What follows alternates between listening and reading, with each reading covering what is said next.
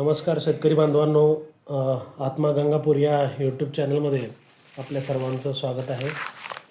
तालुका कृषी अधिकारी कार्यालय गंगापूर आणि प्रकल्प संचालक आत्मा छत्रपती संभाजीनगर यांच्या संयुक्त विद्यमानं शेतकऱ्यांसाठी विविध माहिती देण्यासाठी एक प्लॅटफॉर्म तयार व्हावा यासाठी आपण या यूट्यूब चॅनलच्या माध्यमातून वेळोवेळी माहिती देत असतो.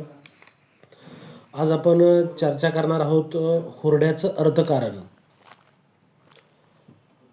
जानेवारी महिना सुरू आहे आणि गेल्या 1 महिन्यापासून आपण थंडीचा अनुभव घेतो आहे आणि यामध्येच सर्वांना हुरड्याचा आस्वाद घेण्यासाठी वेगवेगळ्या ठिकाणी हुरडा पार्टीच्या माध्यमातून हुरडा विक्रेते शेतकऱ्यांकडून हुरडा उपलब्ध करून दिला जातो आहे. आपल्याला माहीत आहे, गंगापूर तालुक्यातील सारंगपूर आणि नरसापूर या गावांच्या पट्ट्यामध्ये छत्रपती संभाजीनगर पुणे महामार्गावर या हुरड्याचं खरं क्षेत्र आहे आणि यांच्या माध्यमातून राज्यात सगळीकडे हा हुरडा दिला जातो. आपल्याला हुरड्याचं अर्थकारण बघत असताना आपल्याला माहीत आहे सर्वांना, 1 एकरमध्ये साधारण जो हुरडा निघतो तो हुरडा आत्तापर्यंतच्या जो त्याचा दर आहे त्या सर्वांच्या उच्चांकी दरावर आहे.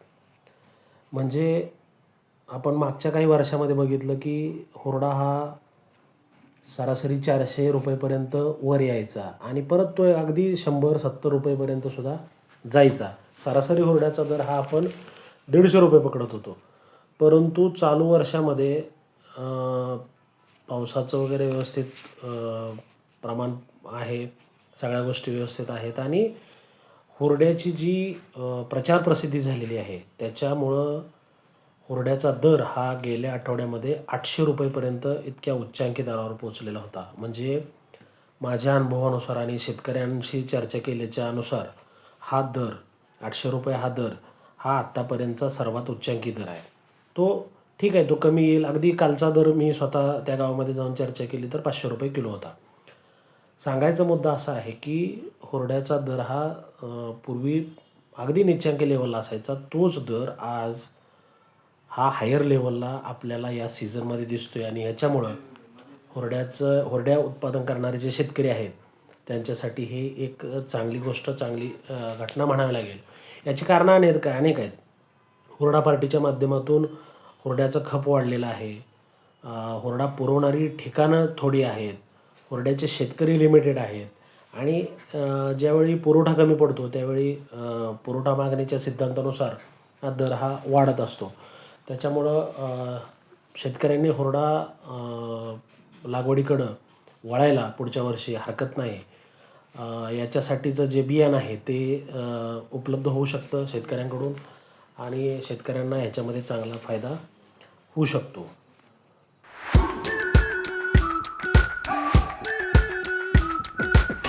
We've been waiting for so long. We've been waiting for this time to begin. We ain't getting any older.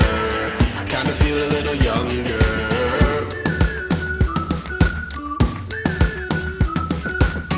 Run away and embrace the day. The sun is out, won't go away.